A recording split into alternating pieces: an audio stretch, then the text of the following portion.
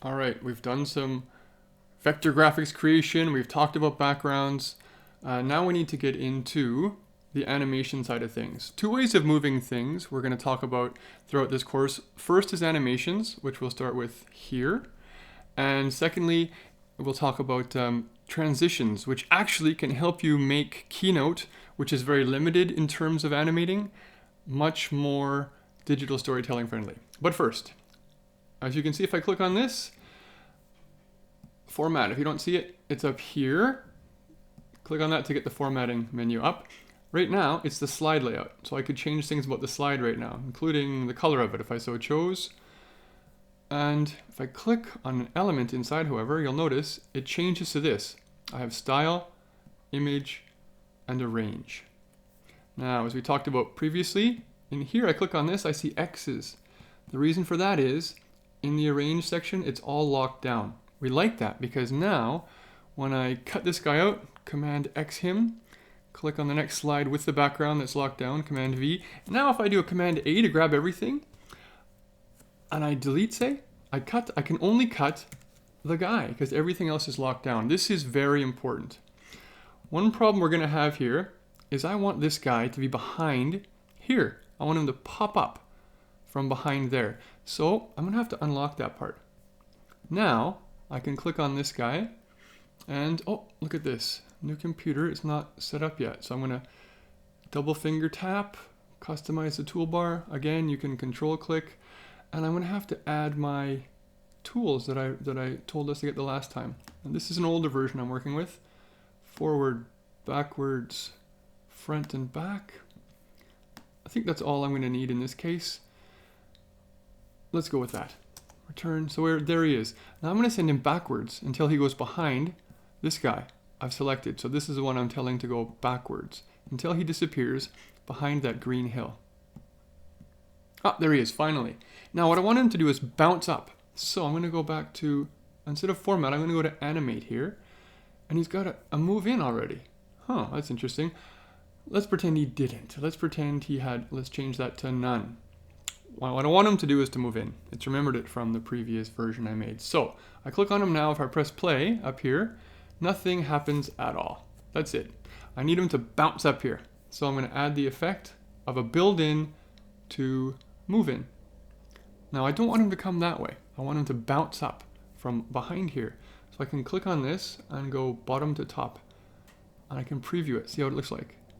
There he is, but he's too fast. I want it to be slower, more dramatic. Let's try 2.25. Do I want him to bounce? I think so. Let's preview that. Maybe too slow, too dramatic. Try it again. Let's try 1.25. There we go. This is what it looks like without the bounce. Let's try it without the bounce. What do you say? Now what's he afraid of? What's he worried about? Let's cut this guy out. Command X. Go to this one. Command V that in there. Now the problem with this one is I want him to come from the outside. So I'm going to dump him here.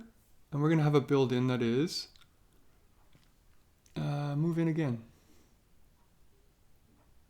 Oh, he's got a whole bunch of things attached to him already, doesn't he? So let's go over here to action. And we're going to just take that to nothing and build out. Change that to nothing. So these are remembering previous animations that I've added to them. Now just to make this one a little shorter, I'm just going to put it there, build in, add an effect will be to move in. So he moves in from the side, that's okay. Then let's add an action.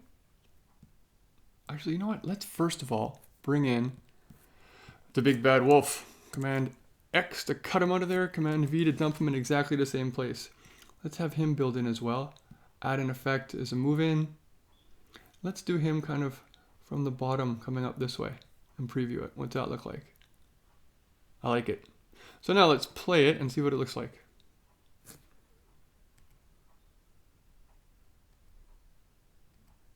Oh, let's move out and to move in. So we need to get him all cleared up as well. So he's got to build in, build out, we'll remove to none. Now they're all out of order. I want this guy not to pop up. Then, so if I click on build order, I can see all of them. That's the guy, that's the sheep, that's the wolf. the guy is supposed to come up last. So let's click and drag this to the bottom. Now, the sheep comes in first, then the wolf, then the guy. Let's play that. Again, nothing's been automated, so I have to click the arrows or the spacebar to make them come in. That's kind of telling the story I'm after so far. But let's make him scared. Let's add an action. Let's make him, what shall we make him? Move this over here a little bit. Let's make him jiggle like he's scared. Preview that for you again. Now let's see, now that happens after the guy bumps up. Let's make this happen after the wolf comes up and see how that looks.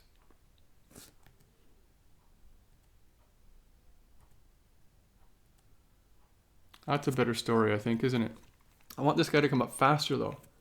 So let's take another quick look here.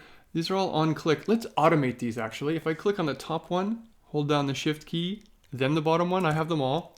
Let's do them all after the previous build with no delay. Let's see what that looks like. It's all about keeping in mind what you want as you've planned, that we'll talk about in another tutorial, and then making it happen by trial and error, checking the pace. Now this time I've clicked nothing, it all happened automatically. That's what we want, because this one I've got the idea of making, I turned it into a self-playing animation, then I turned it into a video and added some sounds to it. So there, that gets you started with how that works. And that should get you off and running for your next challenge to start animating a story. Good luck.